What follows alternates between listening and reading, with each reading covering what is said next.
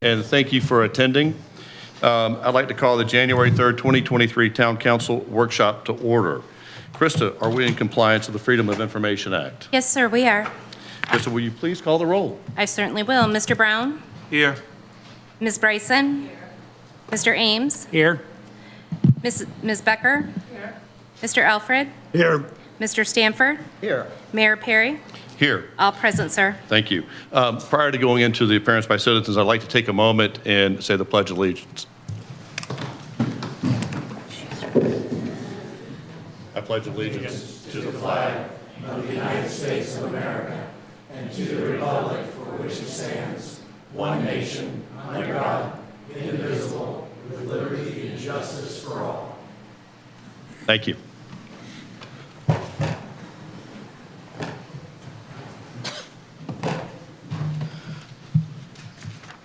As we go into appearances by citizens, I would first like to ask everybody that if you have some documents that you would like to present to town council, please do so after your 3 minutes is up.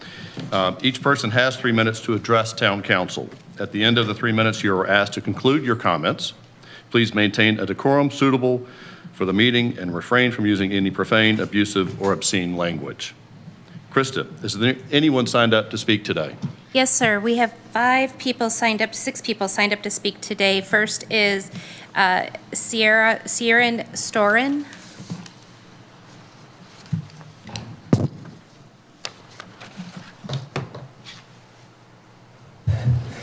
Good afternoon, members of the council. My name is Kieran Storin.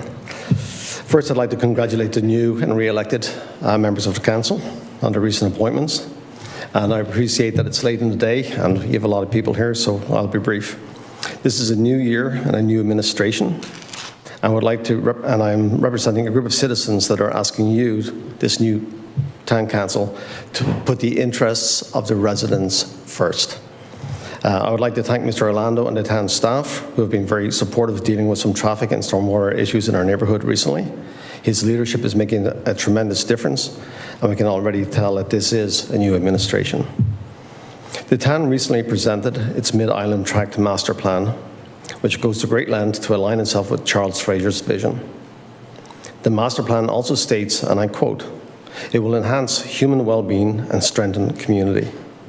We would ask that you apply these metrics to the proposed 15 Wimbledon project, which in its current form is diametrically opposed to these two metrics. This proposed project will have a detrimental impact on the Folly Field neighbourhood and beach availability for residents at Island Beach Park. We would ask that the town, at a minimum, conduct an independent environmental study as well as a traffic study over a weekend in July. The residents of this island have been asking for this traffic study since 2015. Thank you for allowing me the opportunity to speak. Thank you. Thank you.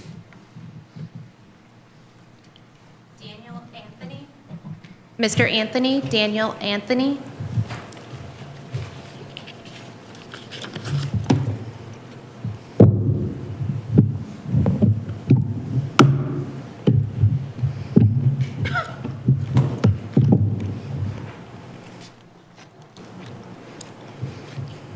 Good afternoon.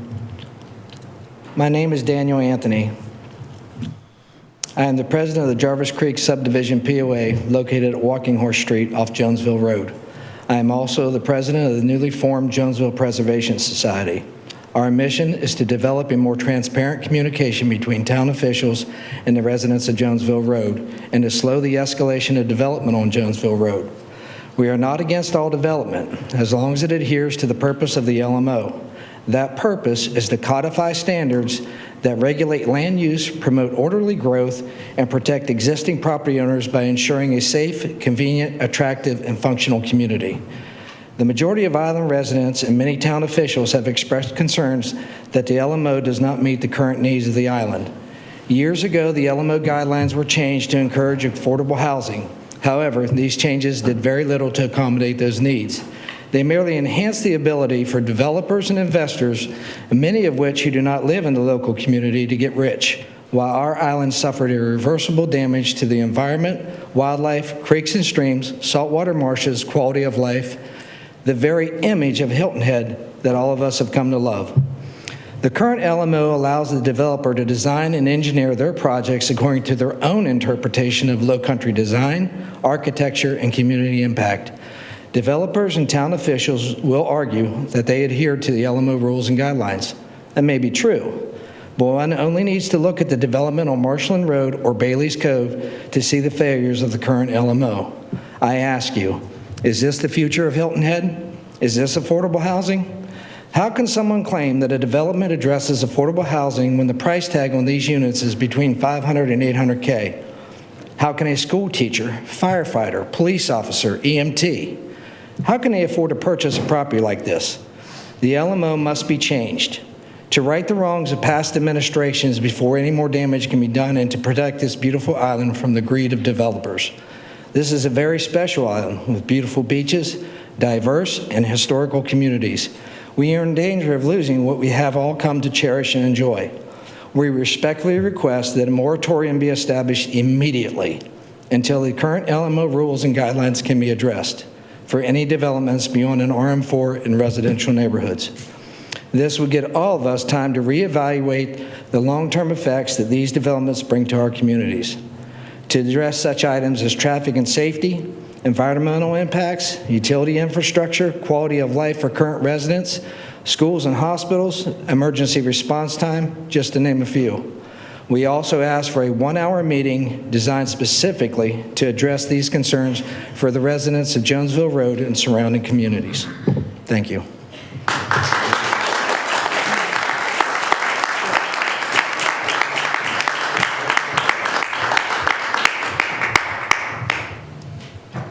Lori Sorlak. Ms. Sorlak?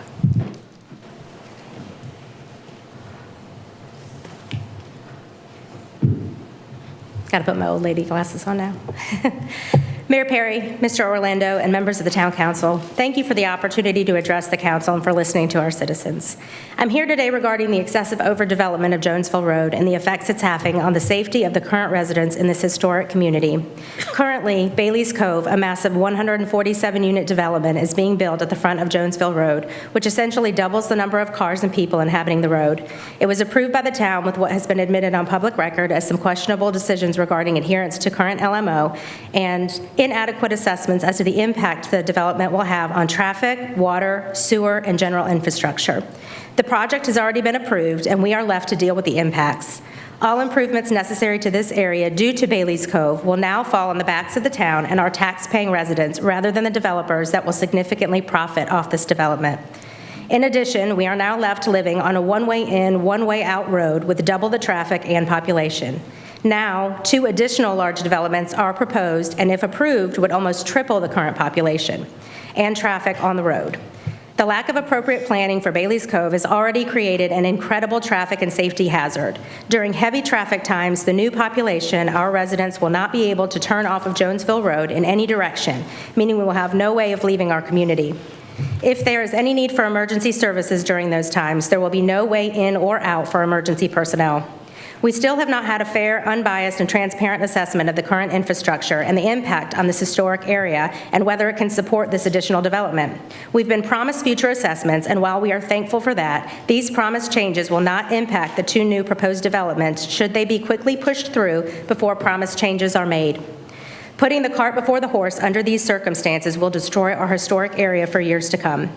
I'm requesting today that the Town Council and Mayor stand up on behalf of the safety of our residents and halt any future development over an RM4 in this area until appropriate surveys take place. I'm in no way proposing that land should not be developed in the future in this area, but it is necessary that the safety of the people living there can be protected and the infrastructure can support the additional dwellings before we allow for any new development. Current LMO states its purpose is to guide development in order to protect, promote, and improve public health, safety, morals, convenience, order, appearance, prosperity, and general welfare of the landowners and residents of the town, respecting the rights of real property owners by adopting a comprehensive zoning ordinance for the town and providing administrative procedures and development standards. I believe you could ask any resident on Jonesville Road if they feel that the LMO has performed as promised, and they would certainly disagree. But when the town selectively adheres to its ordinances, we are not just dissatisfied. We've been completely failed and left in dangerous living conditions, and our rights have certainly not been protected. Thank you.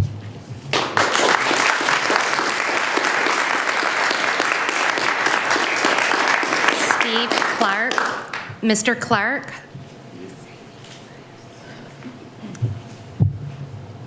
Hello, my name's Steve Clark. I live on Walking Horse Street off of Jonesville Road. I'd like to echo these two last speakers. They laid it out very well. I would encourage each and every one of you to take 15 minutes and drive down Jonesville Road if you've never have been down there. It's a beautiful area. It's surrounded by two beautiful marshes on both sides. It's already being destroyed. It will be destroyed. And you just need to go down there and take a look and see if this is a fair thing that's happening to just that area. And you'll see, even where they put the new road in, it's on a blind curve with in the 30-acre bulldozed trees that came down, and they left 12 trees up. I mean, so just take a ride down there, take a look, and I appreciate the last two speakers. They did a very nice job. Thank you for your time. Thank you.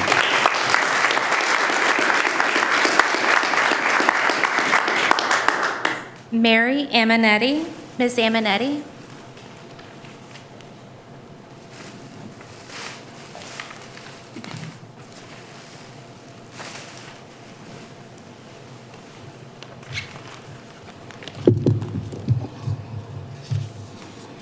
Good afternoon, newly elected mayor and our newly elected councilwomen, and to the men, councilmen. And thank you for our great, who I really honor, town manager. I want you all, I have it on both sides so everybody can see it. I want you to see this picture. My name is Mary Aminetti, and I've been a full-time resident of Hilton Head since 2000. You know, this is the first meeting of this council. I may go over 15 seconds. And I come to you with great sadness for this beautiful woman who was my great-grandson's grandma, and he stood at her feet. She loved to cook. He learned to cook. He wanted to be a chef because of his grandma, which she will never see him. You know, I come before you with this message because we have a problem on Hilton Head, and you don't hear about it. And I think that's a shame, because when I come here, I read in the paper, I never hear about it. I want you to say her name, Loretta Carr, who's a mother, grandmother, great friend of the community and her family. Loretta died from fear, and this is hard for me. I wrote it, I read it over and over, but it's still very painful for me to say this. Fear took Loretta's life. Surely, as the spray of bullets from the criminals who came into her community in the darkness of night on Monday, December the 12th, and frightened so severely that she suffered a major heart attack and died. She was 65 years old.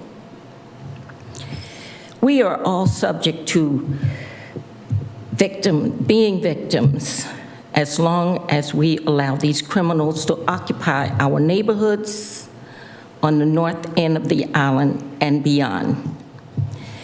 There is a continuous shooting on the north end of the island.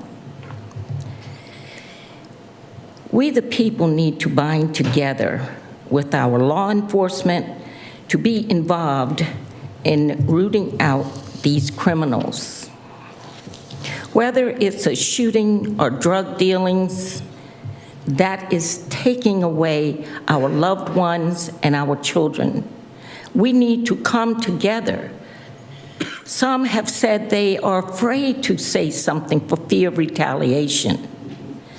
In a meeting I attended 2 weeks ago, we were told by families and neighbors in that community that the families are sleeping in one room on the floor and there's a couple of council people here who was at that meeting, and they heard that.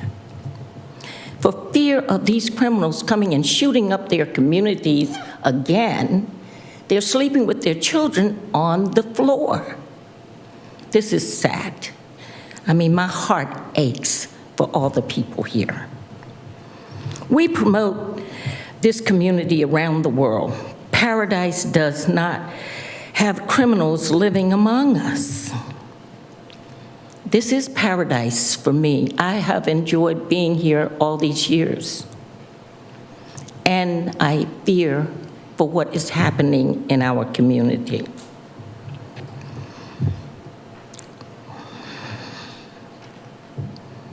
More resources and attention from our elected leaders are needed for this, well,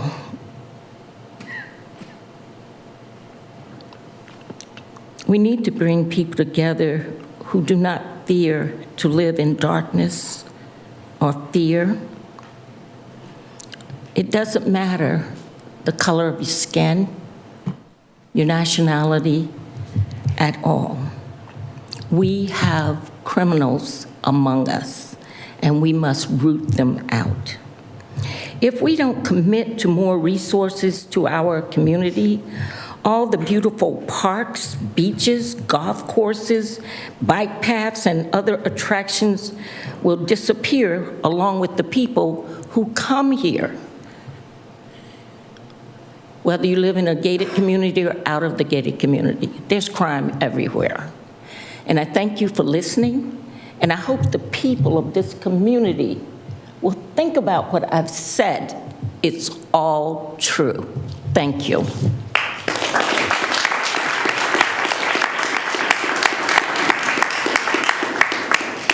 Ellen Whaley. Ms. Whaley.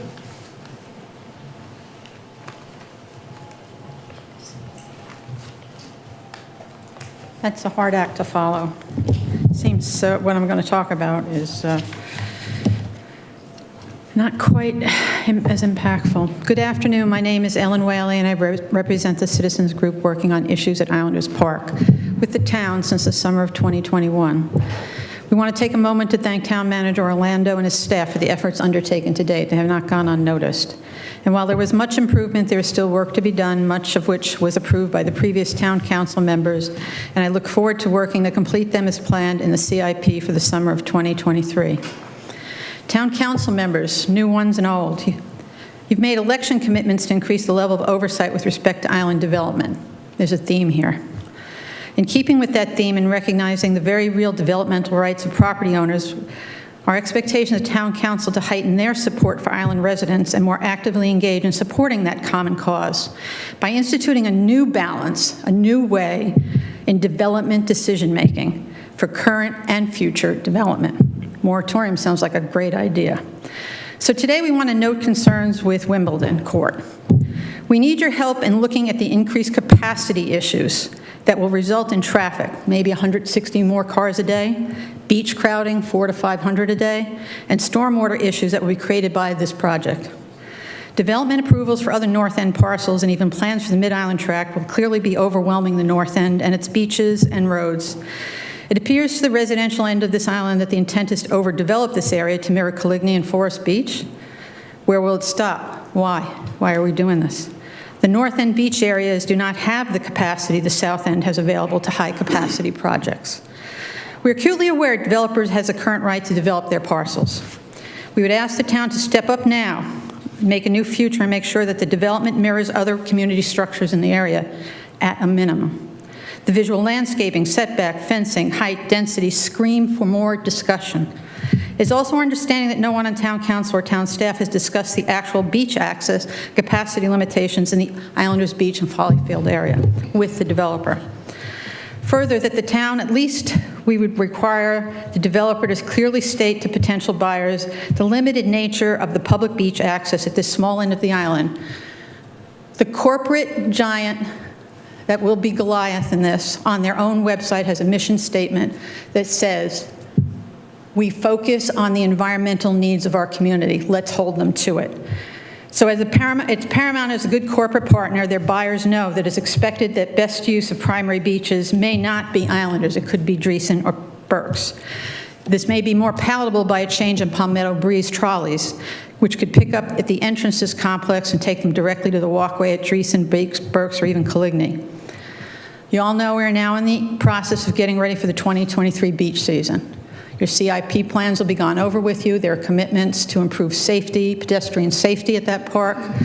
I get emails all summer, and I was at a party, nearly hit somebody driving into Islanders. We've got to get that pedestrian path in. So time is growing short, so please do what is necessary to direct town management staff by providing clear policy development decisions and removing roadblocks to progress. Thank you.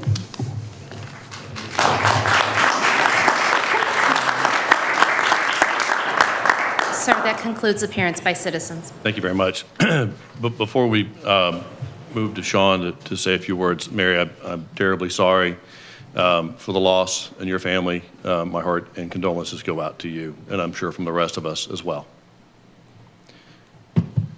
Mr. Mayor, before you continue, may I have just a moment? I have a couple of things that I just wanted to bring up. The first is to also express condolence for Loretta Carr's loss of the family. She was important to your family. She was important to our community. Over the years, I've asked, as we get crime statistics, how much of our crime is related to drugs on the island. I haven't gotten sufficient answers, and I don't see sufficient statistics even coming out of the crime stats that we do get.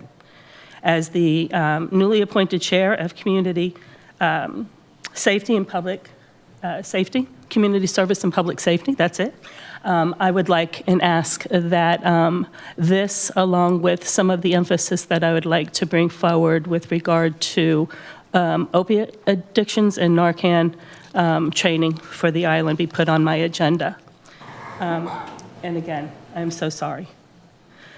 Additionally, if we can please have a 278 update. It's been a while since the community has been informed about what's currently going on and what the status is and who's involved. And so I think that that's critically important. And also in terms of the LMO, we talk a lot about the LMO, and over the course of time, the reason I'm here is because of failures in the land management ordinance, and people know me, know that. There are a couple of items, in addition to the ones that we have done successfully, that we have planned for, that will be making a strong impact. I would ask that we move with all speed to remove lockouts from the land management ordinance and disallow them again on Hilton Head Island, so as quickly as we can move that forward. In addition to that, if we could look at the way the zoning and the acreage works in terms of how lots can be combined to create larger parcels of lots for development, I think that would clarify how it is that we expect Hilton Head Island to move forward in terms of our development standards. And so I ask that those two items be moved to the January 17th agenda so that we can directly begin to work on that. Thank you.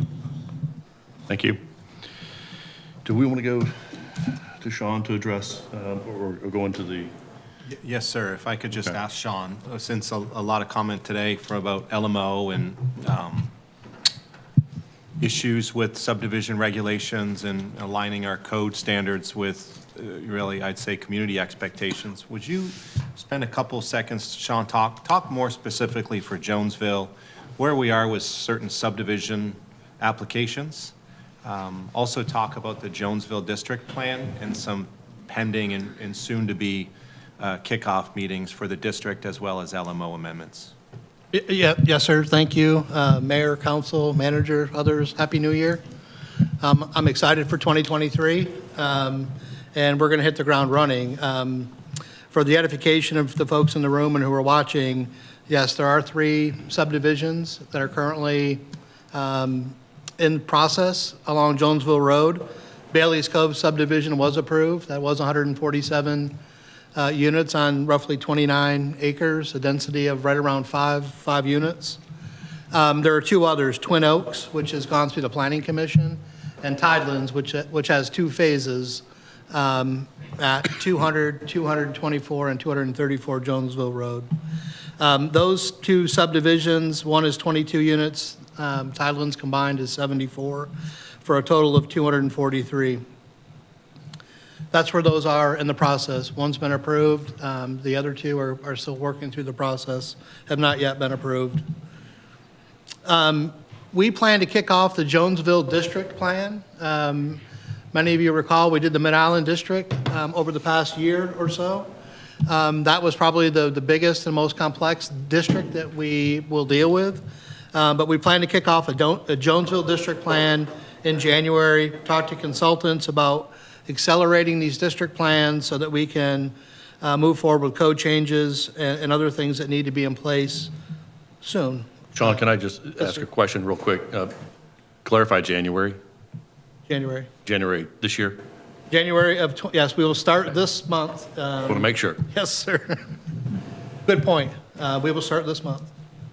If I could jump in, and I know you know this, what's a district plan to the general public, right? Planning for infrastructure, which includes roads, pathways, open space. Just get a little detail with that, Sean. Yeah, absolutely. Well, one, we look at the existing conditions and development levels that are out there or within the districts where there's opportunities for development to still occur. But it's a plan for, like Mark mentioned, it's a plan for public investment, public infrastructure. It's roads, it's open space, it's drainage. It is establishing expectations for development potential for the district. So for Mid-Island District, there were district centers where you want to have maybe a higher level of intensity. There were recommendations for the historic neighborhoods on how to calibrate that development so that it's more consistent. And what we've experienced with our RM4 district, and I know most people are aware of it, there's a sliding scale of density that comes with total acreage. So if you have less than 3 acres, you get 4 units an acre. If you have between 3 and 5, you can get 6 units an acre. And if you have 5 or more, you get 8 units per acre. In the Mid-Island District, there was a recommendation to calibrate those entitlements so there's consistency and expectations and outcomes for the Mid-Island District. And I expect there'll be a similar recommendation that would come out for the Jonesville District and others that we move forward on. But it's a plan for zoning, it's a plan for development, it's a plan for public infrastructure and investment. So we plan to kick off the Jonesville District in January. We also are engaged right now with some LMO amendments that have moved through Planning Commission, a subcommittee of Planning Commission, and one set will be coming forward to Public Planning Committee here late this month. But we're working through a complete assessment of our LMO. Our LMO is a combination of subdivision and zoning code, sets the entitlements and expectations for development in the community. But we have a high caliber consultant that's doing a complete assessment, comparing our LMO against our plan, or the town's comprehensive plan, which outlines expectations from the community as it's a public process. We plan to have a intense strategic planning session this January, later in a couple, 2-3 weeks. We're trying to get that finalized. But with the LMO amendments, we will be looking at zoning, the entitlements. We will look at the subdivision regulations that currently exist and where we can improve. We know we can improve. We'll look at site design, building design, parking. We've already evaluated our traffic impact analysis provision of our code, and we'll be making some changes, recommending some changes as we move forward with these code amendments. Reevaluating our tree standards, our stormwater ordinance, open space provisions, and starting today, our new short-term rental ordinance went into effect. We weren't flooded out of the gates, but we've got activity. But we need to have an assessment of short-term rental effects island-wide and within these districts to understand where additional code provisions need to be made. So I'm excited because we're finally to the point where we're making meaningful headway, diving in strategically, and we'll make progress on the rest of these district assessments, and to develop this island-wide master plan that we can all be proud of, which will lead to code changes in the LMO and meet the expectations that I have, I think that most of us in this room have for the future of Hilton Head, so. Thank you, Sean. I'd like to deviate just for a second and ask any council members if they have any comments to that, so the public knows where you stand with the issues that they see and what Sean just said. Yes, Glenn. First of all, the issues that have been raised here are very serious to us in terms of our island character. I know that our friends, citizens here, are sincere in their concerns. They're not just picking on developers. And so I want to let you know that, in fact, we are hearing you. Then I would ask that maybe you describe what you see the path, the timeline of this to be, Sean, moving from kind of an announcement here, working with a consultant, going to committee, going to council. What sort of time frame do you expect to see in that? We've outlined a path, 6 to 9 months to go through all the district assessment, the code assessment, and to bring forward recommendations. I know it sounds like a long time, but it's really a fair assessment of the time frame needed to do these and do them right. The contract that we have with a consultant has them reporting when? Do you recall? No, sir, not specifically in each step. We will outline the time frame for each one of these districts that we have. We begin defining the districts, establishing the time frame for each one. But collectively, for all of these, it's 6 to 9 months is our push to get this done. Through enactment by council. To be ready for review and move through the adoption process, yes, sir. Thank you. Betsy. Yes, sir. Thank you, Mayor. I appreciate very much that the mayor allowed this time for us to discuss these development pressures. It's been on my mind for 5 years. In fact, I think since I walked on the beach and looked at Resort District in 2015. So I'm happy to be at the table now to try to help out. And I'm glad that we're going to move with all deliberate speed, which is what I hope and expect that we will do. I think in the meantime, we need to assure the residents that we are doing something and what can we do in the interim time. And I think we need to look at some of our options during that time. Certainly, the staff has changed, the town manager through his staff has changed the review processes so that we're more careful in what we're looking at and is keeping the town council informed about permits being issued and under consideration. So we need to take a look at that. Part of the request that we received is for the Jonesville Preservation Society, if I'm remembering the correct name, to spend an hour in a workshop or a meeting with us. And I believe that Mr. Ames has mentioned that we'd be willing to do that before the Public Planning Committee, committee on which I serve in the Town Council. And perhaps Mr. Ames will speak about that himself. But I think we ought to do that as soon as possible.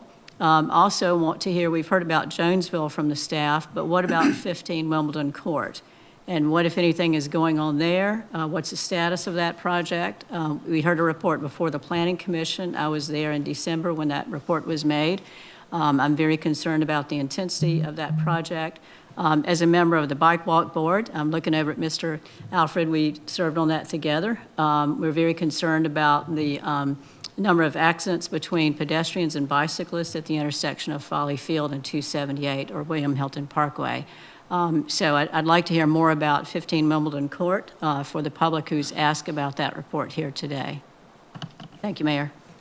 Mr. Brown. Yeah, sure. Thank you, Mr. Mayor. Sean, thanks for the update. The 6 to 9 month time period, I think is very important. We've gone through the Mid-Island District planning, which, correct me if I'm wrong, took a little bit longer than that. I'm glad to know that Jonesville is next, right? Very sensitive area, under a lot of pressure right now, and next up the bat is absolutely appropriate. I would just add to the members of the community that we stay engaged outside of the hour meeting that we are requesting with Mr. Ames and his committee, because that district planning is just that. The end result of that should reflect the expectations coming from the neighborhood, okay? So let's roll up our sleeves together and make sure that this district plan is appropriate for that area. It's not just one meeting. It will be an exercise of lots of meetings so that we make sure that we get it right. So I just appreciate and encourage the engagement along the way. Thank you, Mr. Mayor. Thank you. Mr. Alfred. Well, Sean, I'm impressed that you've got a plan moving forward relatively promptly and quickly on that, and appreciate that very much. One question, you mentioned that there were 3 subdivisions in Jonesville and one has already been approved. Am I correct in assuming that the project that you're working on will affect the other 2 but not the one? And is there anything that can be done with respect to the one that's already approved? Well, the one that has already been approved, we have continued to push for some additional considerations with that. The subdivision, Bailey's Cove, has been approved. There was a couple specimen, or a few specimen trees that weren't identified correctly on the survey, and so we are not authorizing a pre-clear of that property until mitigation plan and other things are rectified there. We've also asked for a few other improvements that are part of that property, or part of that subdivision. But the subdivision has been approved. The Tidelands and Twin Oaks are both in different stages of review. The Twin Oaks came before Planning Commission in November, and we went through the Planning Commission, our expectations and comments back to the applicant, and had the Planning Commission provide input as well. The Tidelands is 2 phases, and it's one subdivision, but it's segmented into 2, and we provided a few series of comments to that to make improvements there. But again, that has not been approved yet at this point, Mr. Alford. Thank you. Okay, Ms. Becker. Thank you. Just a couple of things that I wanted to address, and I'm not sure there's really questions in here. I've asked for the 2 items to be put onto the agenda. 6 to 9 months, well, it may not seem long, and I understand the processes that we go through in terms of government, this meeting, then the after, then the on and on. But in 6 to 9 months, an awful lot can happen in terms of submission of development plans. And once that happens, we have issues that we can't resolve. And so I'm asking, as has been suggested by the folks here, that we find out how we can, if possible, institute some sort of moratorium moving forward.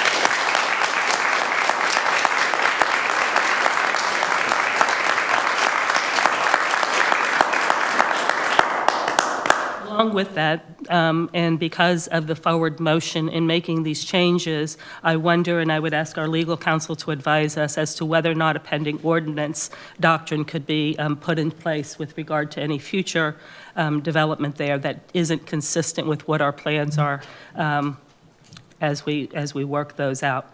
And I just want to be clear, that sliding scale was exactly what I was talking about. And so rather than leaving that hanging, that is one of the items that I think is imperative that we get addressed right away. Okay. Okay. That's it for now. Thank you. Mr. Ames. Thank you, Mayor.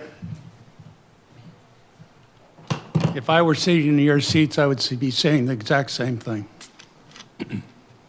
I've been watching this community over the last 8 years now since the LMO was rewritten.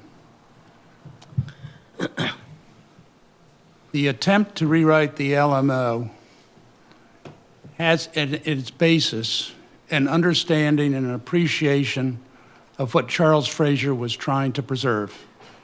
Unfortunately, certain developers have come into this community and have used their practices from other communities to develop here on Hilton Head. And those 2 are in direct conflict of one another. There is not preservation of natural vegetation or trees. There's a lack of sensitivity to drainage. you can do 6 or 8 dwelling units per acre in a cluster kind of development and preserve trees and have an end product that makes sense. We're not getting that. In a sense, I think we can all agree that the LMO has failed to preserve that portion of our community that has been sacrosanct and important to us and the reason so many of us came to this island. So yes, we have to change the LMO, but the LMO has as its foundation the district plans. That's where the understanding of the peculiarities of a particular area have to be understood and implemented in the LMO. Different densities on this island are perfectly okay, but you have to understand the neighborhood, i.e. the district plan, to make the LMO work. And the district plan sits on the comprehensive plan. So it's not as easy as just saying we're going to change the paragraph of the LMO to solve a problem.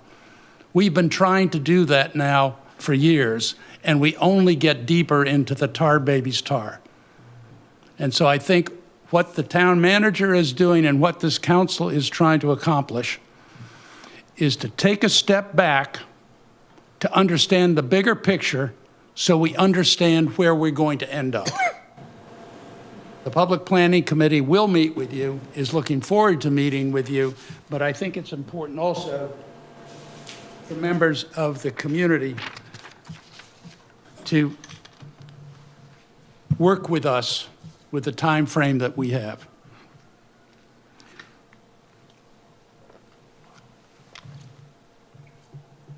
I have seen this community since the early 70s.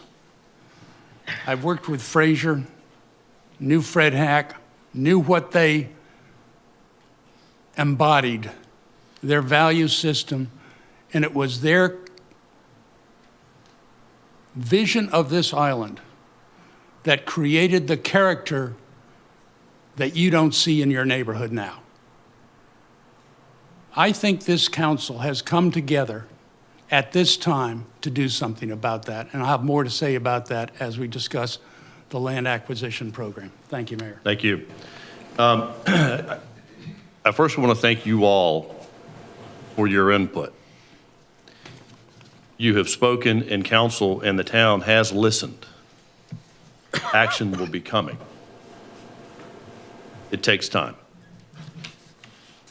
LMO amendments, strategic planning, traffic impact analysis, tree standards, open space, these are all things that I did not see when I was on Jonesville Road today. I felt like I was either in Florida, which I was there over the past weekend, or Atlanta. It's not Hilton Head Island. So you've got a council right now that understands that we're not protecting the character of our community.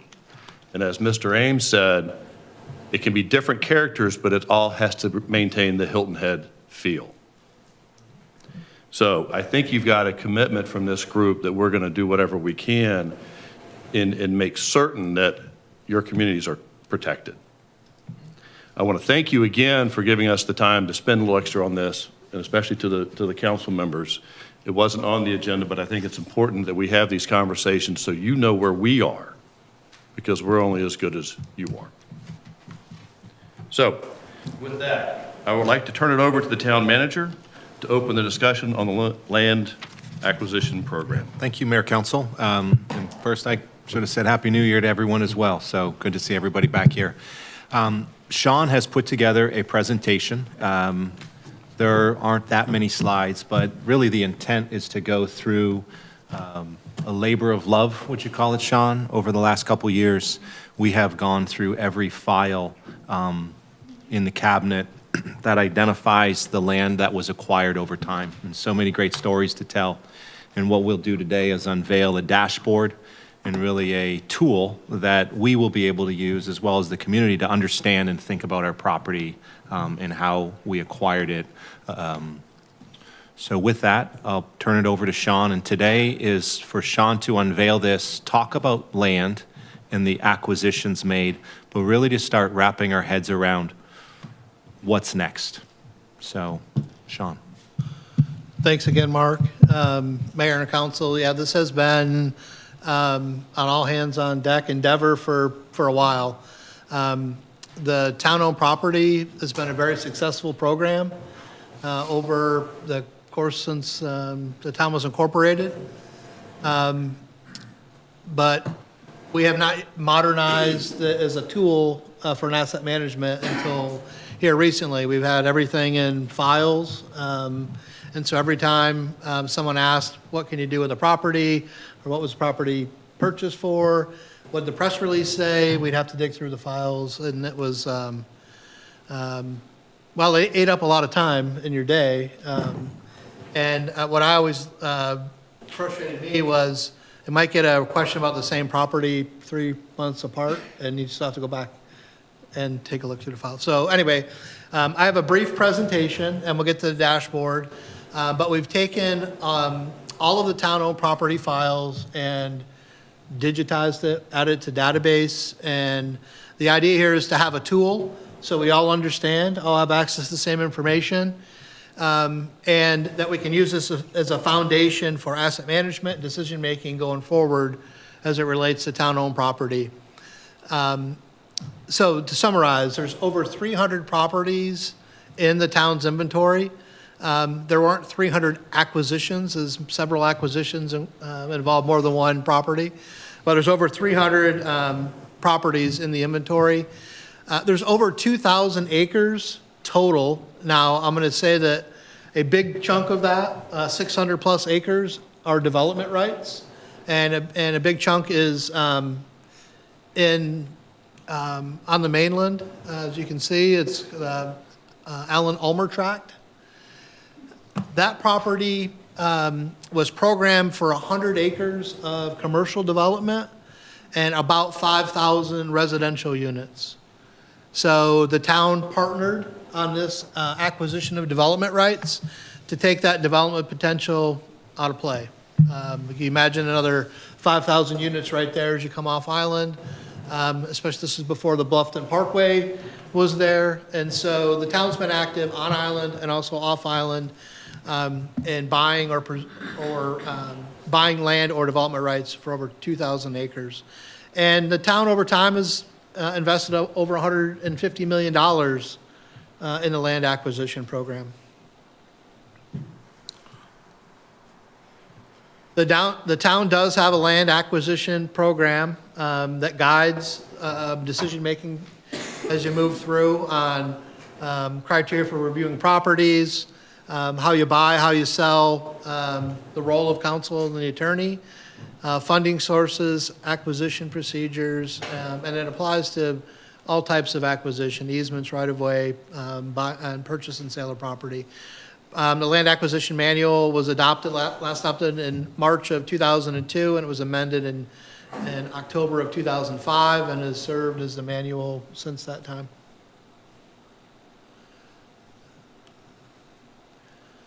The program guidelines are summarized here, but when the town established the land acquisition program, these were the key points of concern. So one, address traffic congestion by reducing development potential, especially in strategic locations. And again, I think that's why the off-island Ulmer Tract was important. Preserve open space and the aesthetic quality of the community along major roads. William Hilton Parkway is significantly green when you look at town-owned property, golf courses, parks, and other developments. And that was a goal to keep the main corridors, not to let them commercialize, that you see in some other communities, as Mayor mentioned, in Atlanta and Florida that you might see. Acquire land which provides public access and/or water views. And we've got a bunch of that through the Chaplain community, some on Marshland Road, and some for beach accesses. Acquire land that furthers those goals, but also furthers the town's comprehensive plan. Now, the town's comprehensive plan has been written, rewritten, and adopted many times since the beginning of the land acquisition program, but the currently adopted comprehensive plan is the one that prevails during any acquisition at that time. And then the final one was to place restrictive covenants on property or portions of property and resell where appropriate. And the idea was that it would be a program. So you might buy property, you might protect a portion of it, and then sell a balance to keep the program funds coming in, where you could then protect additional properties down the road. But those are the program guidelines that are outlined in the land acquisition program. Next, what I thought would be important is to share with council and the community the funding sources and the history, the timeline of those funding sources that have been used for land acquisition over time. And so going back to 1989, there was a bond issue for land acquisition. In 1990, the town adopted the real estate transfer fee. And you can see later, last year, the real estate transfer fee was extended. Beach preservation fee was established in 1993. And then there were subsequent bond referendums voted on by the citizens of Hilton Head for these different bond referendums. You can see them in 97, 98, 2000, 2003, and the last bond referendum in 2008. We established a tax increment finance district as a result of district plans. And district plans were Bridge to the Beach, which was the Cross Island, from the Cross Island Bridge down to Coligny. It was Chaplin and Stony area, Mid-Island, Matthews and Chaplin, Mid-Island, and the Stony area on the north end. Those three district plans were melded together to create one TIF district with three sub-areas. But they've been used for land acquisition as part of that. We used TIF funding for the acquisition of the property where the USCB facility is on Office Park Road. And then you can see the TIF was established in 1999 for 15 years, and it was extended in 2014 for another 10 years. And so this makes up sort of the composition of funding sources that we've utilized for land acquisition. There are a few others that are specific, like stormwater utility that we use for stormwater drainage and other things, and beach preservation fee. But those are special use funding sources that aren't represented on this slide. Okay, so this is where I'm going to spend the biggest chunk of the time. Okay. We've talked about this funding source, the year it was enacted, and on here we can also see the dollar figure that went along with that funding source. But I'm going to go through this because I think it's very important to understand the purpose and intent for each one of these funding sources. So in 1989, there was a bond issued to repay the 1998 bond to expand beach access and parking facilities and other purposes approved by town council. This was primarily in the Coligny area and Chaplin area, that 1989.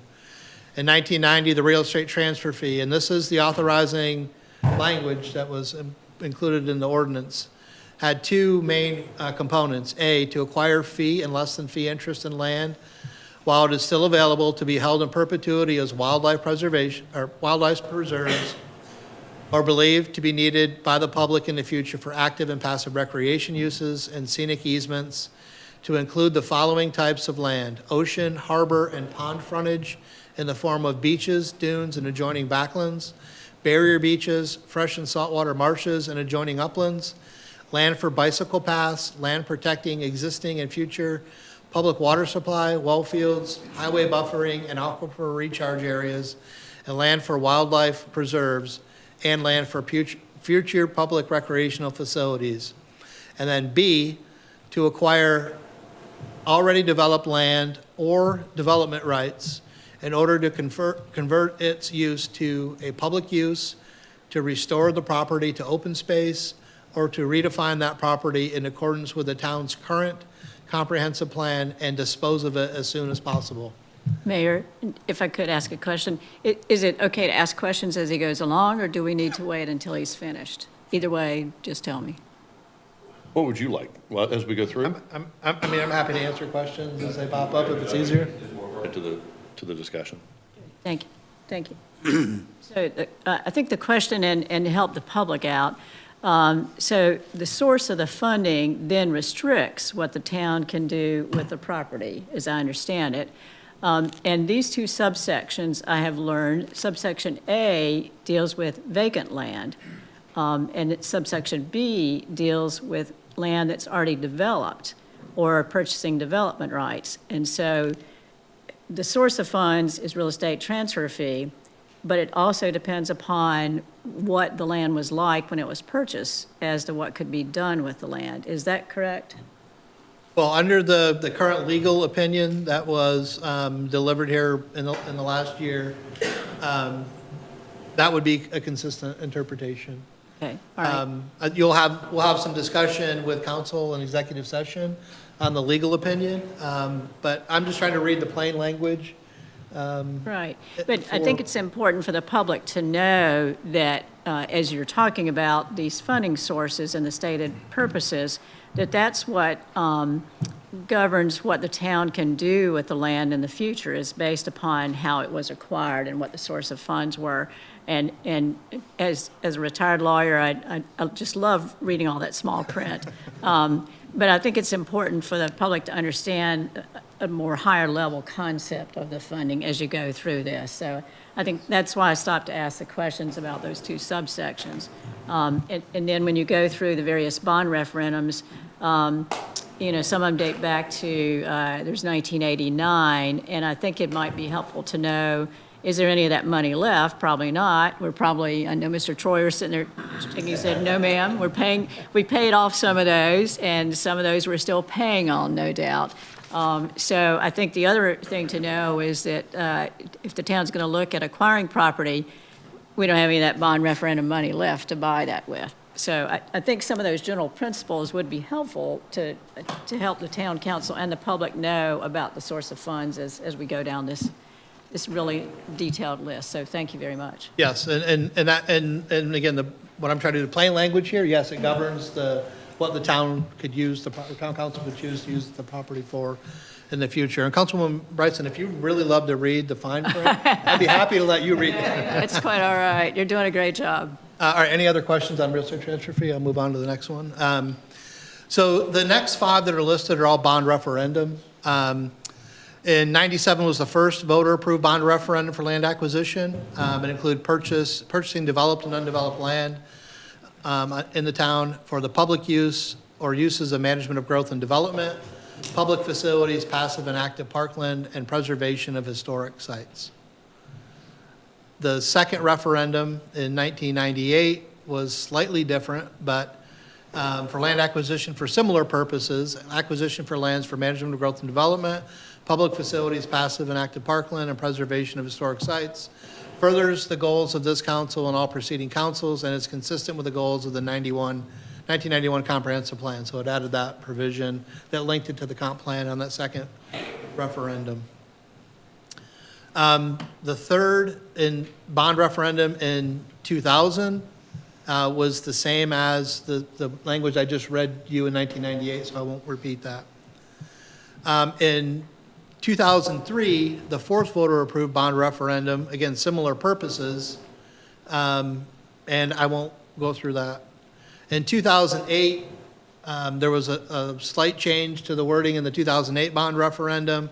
Again, similar purposes. I'll read this whole thing. Acquisition of developed and undeveloped land, development rights and conservation easements in order to manage growth and development, mitigate traffic congestion, protect water quality and other aspects of the environment, establish active and passive parks, construct public facilities, and preserve historic sites, and furthers the goals of this council and all preceding councils, and is consistent with the goals of its current comprehensive plan. Any questions on the bond referendum language? I think that it should be emphasized here that most of these funding sources are to restrict the use of the land, to preserve it as open space, to preserve it as green space, and not allow for the development of it. People don't understand that. They say the town owns all of this land. We do, but there was a promise made to the citizens that when we spend your money on this, we are preserving it so that it will not be further developed as it moves forward. So I think it's important that people understand that with some emphasis. And then I have some experience with conservation easements and development rights, and I want to make sure everyone understands what we're talking about here. Development right is a right to do a particular type of development. So if you hold land that is 100 acres and you can do one unit, one house per acre, and the town comes to you and says, we don't want that much development there, you buy some of those development rights, the ability to put units so that after you do that, they can do less development on the property, but the property is worth less. And that's the reason you have to make a payment to the owner. The owner continues to own that property and can develop it with its restricted development rights in place. Thank you. So the five most recent referenda, last one in 2008, $79 million. And ultimately the goal here is to look at the town assets and then make a determination on those that need to be preserved. And I think we can paint those a certain color. I've got every shade of green I think you can imagine up on this slide, but it would be helpful if that is the restriction from the funding source and it's agreed upon by council, then we put those in preservation, the ones that we don't think could be or should be used based on the funding source or other site constraints. Sean, I'm sorry to interrupt again. Do we presently have a map on the town's website showing all these properties and the source of funding for the properties? The answer to your first part of your question is yes. The answer to the second part of your question is maybe as soon as this meeting's over, you'll have access to this dashboard, and you can click on it. Yeah. Other than just shades of green, some other colors too? Yes. We do have a town-owned property map, and it's coded based on different types of use, beach parks, conservation areas. And yes, it is on the town's website. What I'm hopeful that we move toward is this dashboard approach, hub and dashboard, where it's a tool that you can get the information that's in the background and not just see the color that's on the map. But yes, absolutely. That'd be great. Mayor. Another I question, just I'm interject- sorry. Oh, no, go ahead, Patty. While you're talking about funding sources, the first slide you showed the amount of acreage that the town owns, and you showed different funding sources here. Were any of those properties purchased with other funding sources, such as general fund, capital improvement money, stormwater fees, any of those properties purchased by other funds? Yes, another great question. Does someone else have a question? There's She's some wearing me great out. questions here. Yeah, another great question. And when we get to the dashboard, you'll be able to sort the properties by every funding source or combination of funding source that was used in acquisition. Okay? Thank you. Tammy. And I just wanted to point out the complicated nature of this. We have, over the last few years, received advices from our council and from the agency that does the bonding for us to define and to clarify where those combined property purchases of different, whether it was a bond or whatever the case may be, so that we're more specific. So it's not as black and white as just it was bought with this money and you can do these things for it. There are some other factors. So I don't want to mislead anyone that if they go on the dashboard and they see something that it's not quite that simple. That's all. Just. Thank you. Yeah, I can vouch that definitely wasn't simple, but any of this, but. All right, can we move on to the next slide? Just a couple other funding sources, beach preservation fee, planning execution of beach renourishment projects and maintenance of the beaches, dune restoration projects such as wind fencing or dune fencing and planting of sea oats and other grasses, buying a property for public beach access in the town and maintaining the same, capital improvements to beach parks, including the enumerated items and similar things that may not be expressly stated. Property purchased for public beach access is limited to that use. And then the tax increment finance districts and funding were to implement TIF projects in the sub-districts, as I mentioned. Pope and Palmetto Bay was affectionately known as Bridge to the Beach. And then Matthews Chaplin Initiative Area and then Stony Initiative Area were all stitched together as one TIF district with those 3 sub-districts. And then back to Councilwoman Bryson's question, other funding sources you can see, grants, CIP, general fund, tax revenue, stormwater, utility, hospitality tax. Some are donations, some have been exchanges, and then some are joint ownership. And I think we've cleared up a couple of those here recently with agreement with the county on some swap. But and you can see, this is a property that was in Chaplin that had development upon acquisition, and it's been restored to open space. It provides marsh views and open space. So just throwing that picture in there. So we're getting close. I don't know if we have a drum roll, Ben, but I think you were in charge. The town-owned dashboard, right? So we've transitioned from the old paper file to a modernized asset management tool. The database has a lot more information contained within it, but the categories that you see on the left side, acreage, land use, date acquired, purchase price, funding source, restrictions, development potential, and development potential, I was a caveat because it can be private and or public development. The town council has at its discretion the ability to develop any of the properties they own for the intended public purposes, but there's a small subset that they could develop both publicly or privately or in combination, and we'll get to that in a second. But zoning and notes on the acreage and then the parcel, the PIN number, the identification number. Any questions on that? All right. When is that going to be published, John? Dashboard. We want to share with council and to make sure that we haven't represented anything that you have significant questions on that need to be resolved, but we're prepared, if council is comfortable with it, to make the dashboard available So today. the public, just so the public knows, we're seeing this for the first time as well. Me too.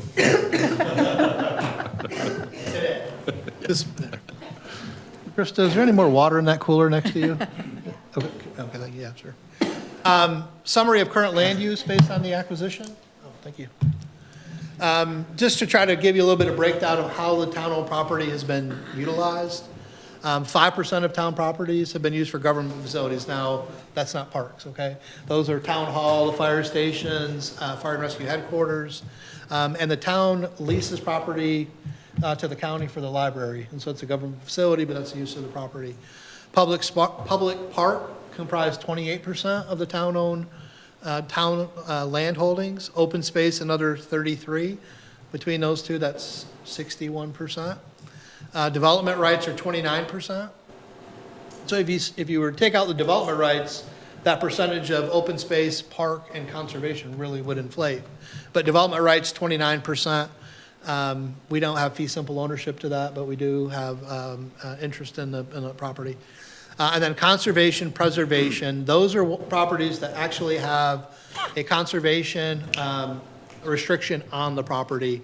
And so there may be others that are classified as open space that council, as we move through this evaluation and some next steps, feel that it's appropriate to place those same restrictions on the property. But this gives an idea of the breakdown of the use of town-owned property, and I think paints a pretty good picture. Any questions on that? So, I'm sorry, if we take out development rights, which are not fee simple, would the percentage of open space and public park increase if that's just the pie chart? Yes, if we took out the 600 plus acres, yes, the percentage of the others would go up. Yes. I think that's important.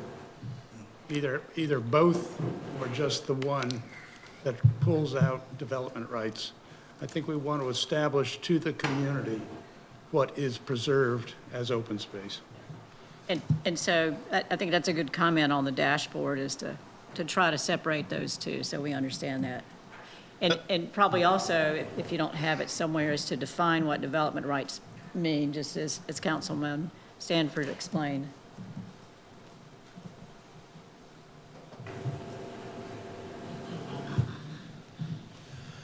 Any other questions on this?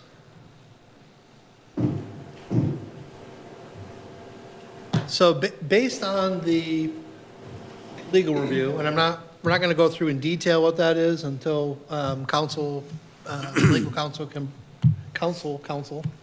Whew. Advance counsel. But in applying the legal opinion, the funding source, the purpose and intent of those funding sources, the properties within the town-owned property assets that would have some potential development for public and or private use. You could have funding sources such as TIF, tax revenue or general fund, real estate transfer fee for properties that were developed. And that was that part B that you mentioned, Ms. Brightson. And I also want to say that some properties have some private covenants and restrictions. And where we knew of those, we've applied it to the dashboard. So it's not to say that there was potential there when there wasn't. And so we've also modernized the nomenclature for the properties so that they made more sense. Now, Stony 1, 2, 3, you know they're in Stony, and we'd have to click on them. But the list on the right were the properties that fall out of the evaluation. I'm sorry, I guess. Apologize, Mayor, I have a lot of questions today. But when you say those are selected out, what does that mean? Are they selected out from development potential, or are they just selected out from the town's total property? Or I'm just trying to understand what it means. Yeah, so if we apply the purpose of the funding sources and the legal review that was done, 5% of the town-owned properties have some development potential, again, public and or private. And the ones that are listed on the right are the list of those properties With development that have potential. development potential. And I'll show that graphically in the dashboard in a minute. But yes, that's what that is. Thank you. I could have used you over the last 2 years. Oh, sure, you're welcome. I'm here to help now. Ben, you going to do the drum roll, or? I have had similar comments over the last few weeks, and what really helps me is the open space. Yes. If it has development potential, it's development potential for the town of Hilton Head. It's not development potential for economic development. And then that 5% or so that Sean had mentioned is that could be something that would have a private development partner. Good. Is this, that's on, I don't know how to, it's awkward to drive here. So drum roll from Ben, but this is the town-owned property dashboard. And don't be underwhelmed because there's nothing showing up yet. When we get into the full extent, there it is. So this represents the full town asset inventory. The total acreage, which includes the development rights that we talked about, and the ability to identify any one of the properties by its updated name. So you can see the Ulmer tract here, the development rights that were purchased. You can sort based on the funding sources. And so you can see every funding source or combination of funding source that was used for land acquisition, and so you could identify those properties that have real estate transfer fee, and so forth, and select by that tool. And then again, the application of all of this is to boil it down to those that have development potential, and so that's what this map represents. This is an application of the funding sources, the purpose and intent of the funding source, and the legal review and opinion that was provided to it. And so you can see, and we can zoom in, but you can click on, for example, we have the North Point property. It's currently in consideration for a partnership for housing, but you can see that that property, the source of funding, and the details based on those categories that I identified in the database that will be available. But you can click on any one of these and get that same detail, how much we paid for it, how much the town paid for it, what the funding source was, zoning, and then additional notes. You can see some of the larger ones here. There is a next phase to this project. As I mentioned, we applied the funding source. We applied the legal opinion. There are some, and we applied private covenants or restrictions that we knew existed. Next step is application of environmental constraints such as wetlands. We'll, based on council's direction, we'll do a complete wetland survey to make sure that properties that are part of the land, town-owned property assets are coded correctly from an environmental standpoint, and we would make sure that we represent those as not development potential if they aren't so inclined based on those wetland or environmental restrictions. And as we move forward, on any of these, there might be some due diligence that's needed to be done for other private covenants or restrictions.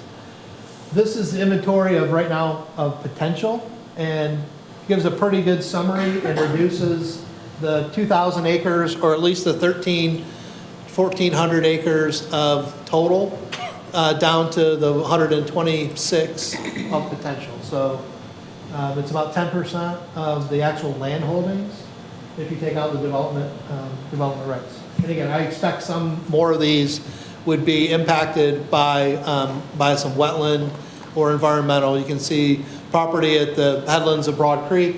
I wouldn't say that that's a really good property for development. If it's not restricted, it should be. And you can see there's some others along the waterfront.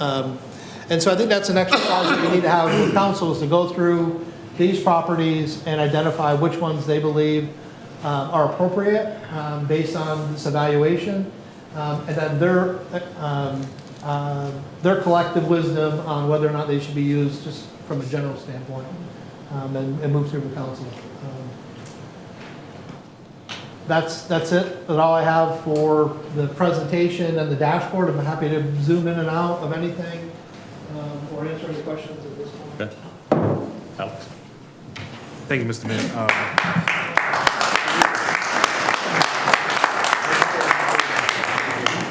One of the toughest things for me after being elected is getting accustomed to the pace of government. And I got to tell you, I'll never get truly accustomed to it. But I wanted to out loud thank Mr. Orlando and his team, because one of the first things that I got after Mr. Orlando pretty hard on was, what do we have and what can we do? No one can answer that question.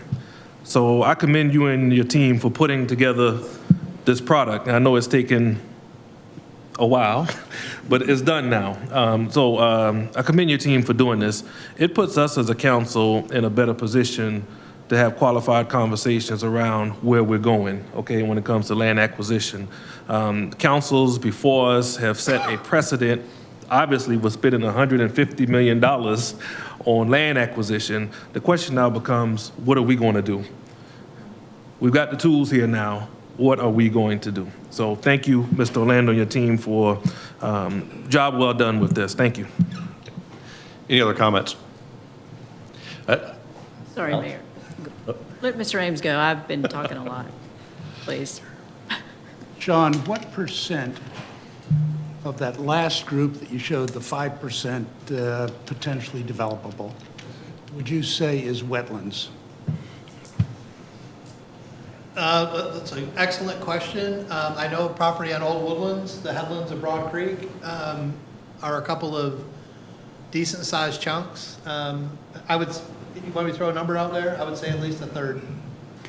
So I think we go from 126 down to 80-ish. Yeah, my reflex is that we ought to exclude those conceptually as to what we're talking about. Yes, sir.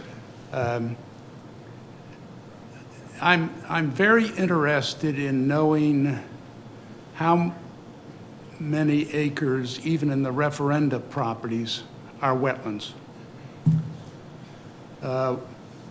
what can we commit to on this island to preserve hydrology and drainage and so on and so forth. So I think that's important. And it also plays into perhaps some enhancements in some areas to allow the public to access some of this property and actually get to a place what the island used to be. And I walked on the new Shelter Cove pathway this last weekend. It was completed last year. Shelter Cove obviously had its park and so on developed a few years ago. But this just opened up from there up to the creek, the little slough. And I would say that the town has done an exceptional job in providing places for the public to appreciate what a marsh is, a view, and have the exercise that comes as a bonus. And so I would encourage everybody in the room to go down to Shelter Cove, take that walk. It's probably a third of a mile or something back and forth, over a half a mile. Good walk, great for pets. But it says something about who we are as a community.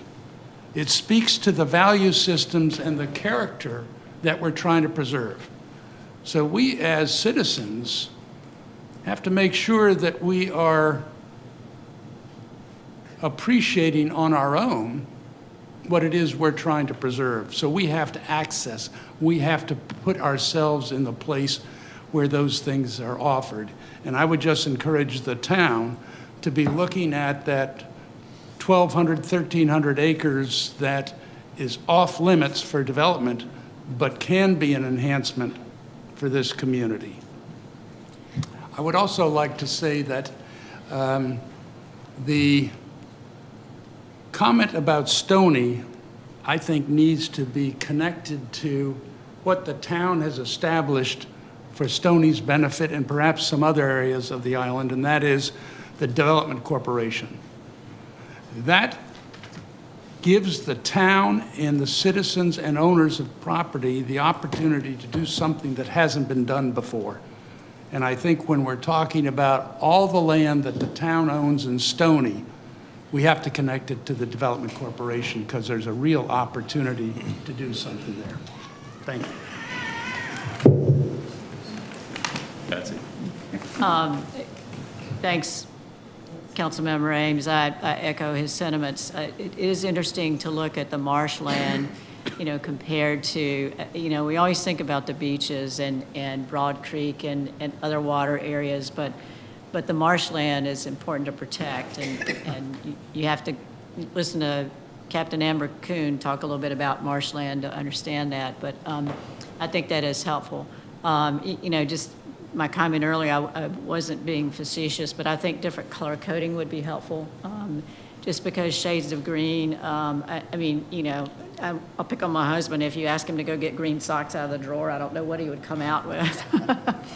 But there's shades of black, there's shades of brown, there's shades of green, and I think it might be good to have a little contrast, a little bit, folks looking on a computer screen at home.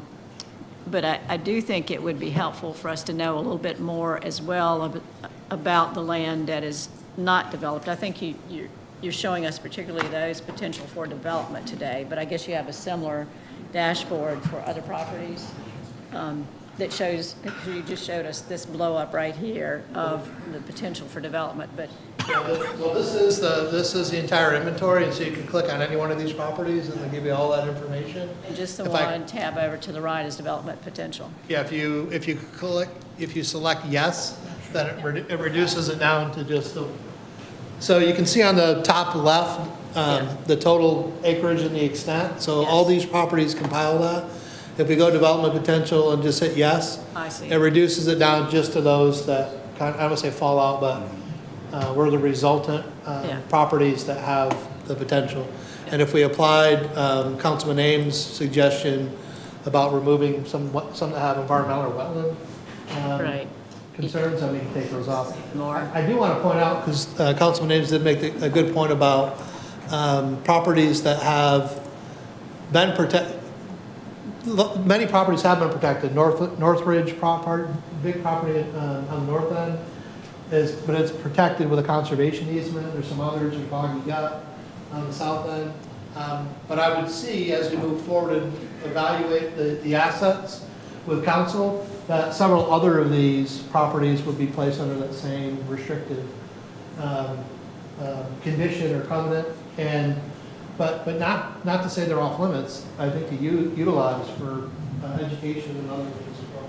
I think that from my standpoint, looking at the acreage that is restricted from development ought to be considered in two ways. One, possibly public access of some kind so that the public can appreciate it. And then secondly, classifying some high percentage of that property forever wild. Let the habitat exist. Let the subtropical forest be preserved. So I think that's important. Mayor, I have some other general comments, and I didn't know if other people had comments. I do have a comment.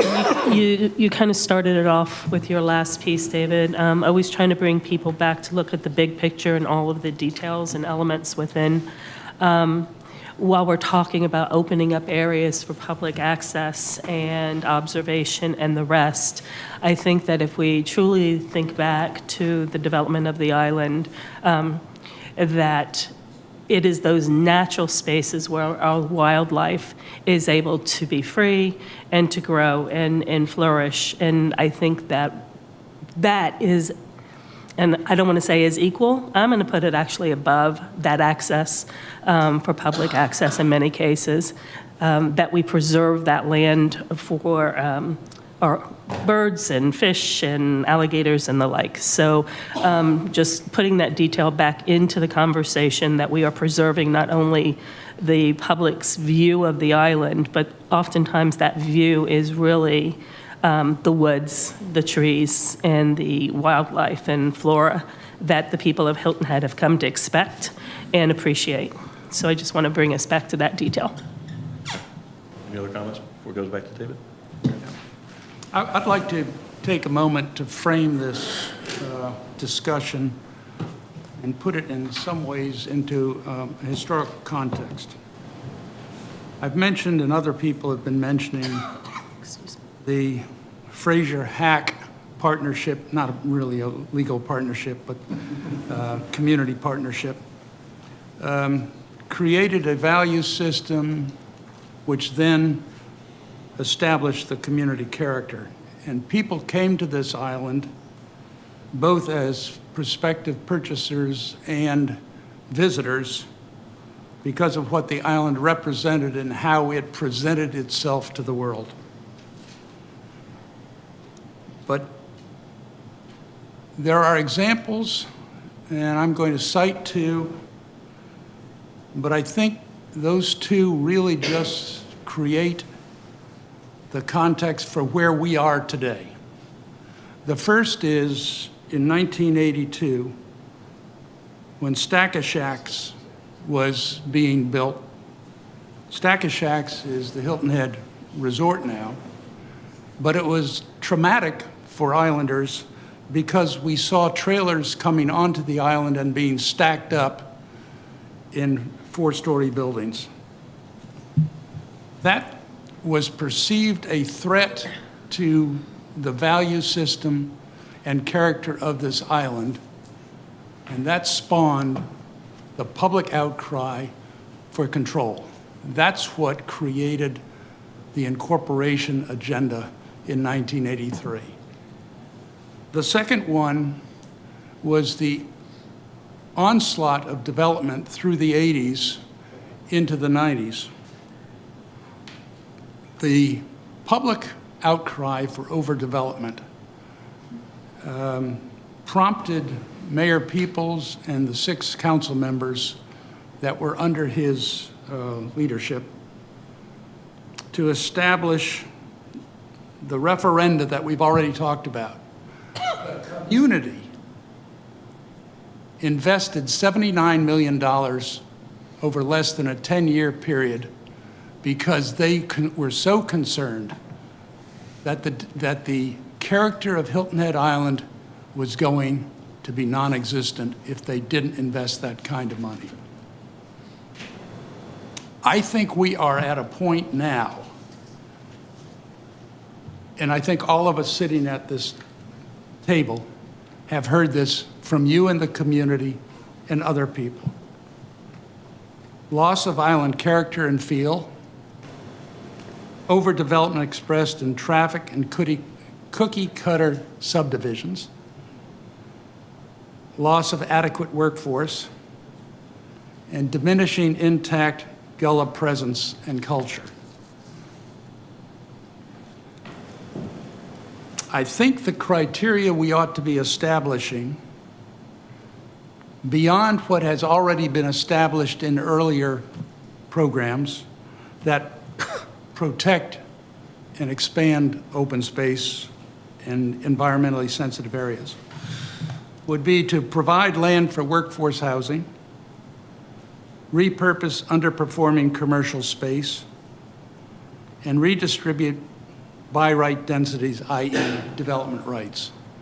And I think if we added those three items to what we have already in terms of preserving open space and open land, we would begin to solve some of the issues that have been raised today in our Jonesville.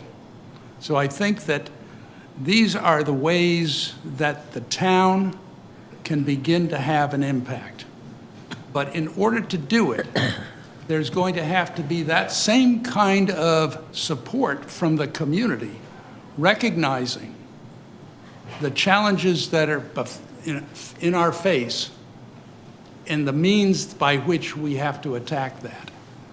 The LMO isn't going to solve the problem for housing. We're going to need money for housing. What are we going to do about underperforming commercial? Commercial has gone off island by and large. Those buildings are going to have to be dealt with. That's going to take money as well. So I don't know how much money it's going to take today, but I do know that with your passion and enthusiasm, because you're concerned, you feel the threat in Jonesville, the broader community is going to have to feel that same kind of threat and be supportive of the kind of commitment that Tom Peoples' leadership and council had back in the 90s and early 80s. That's a big ask, but I think that's where we are today in this community. We have both a challenge and an opportunity to make a significant difference to what this island is going to be, that if we don't be bold, we don't want to think about where it's going. Thank you very much.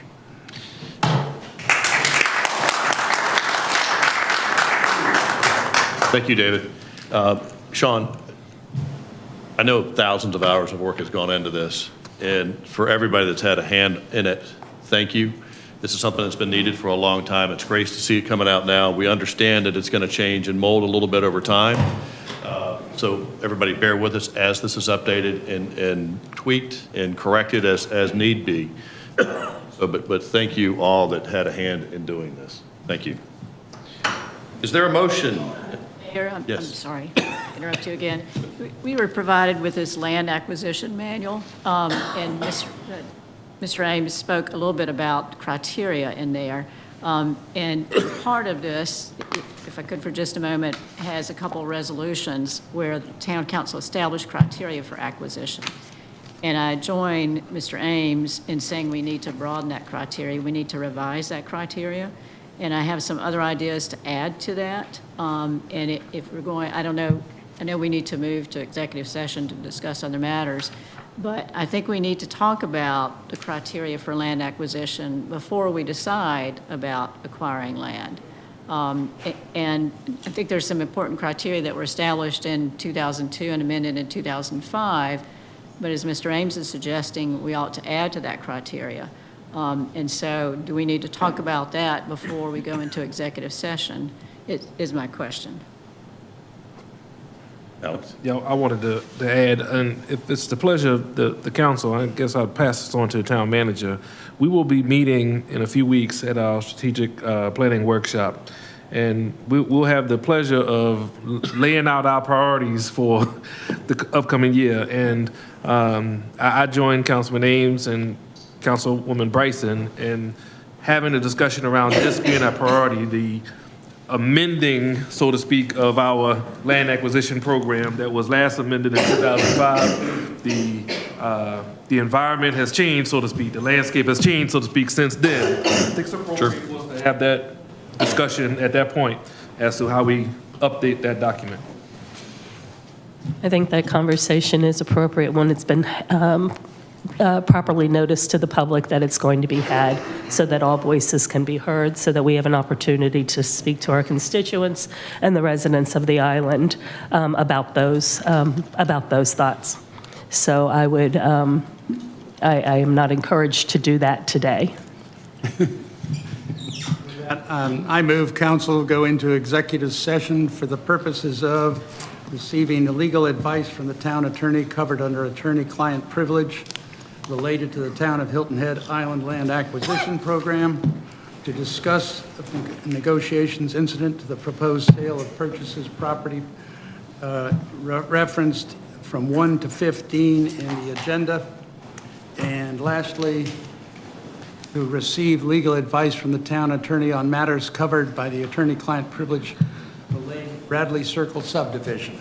Second. All those in favor, raise your right hand. Aye.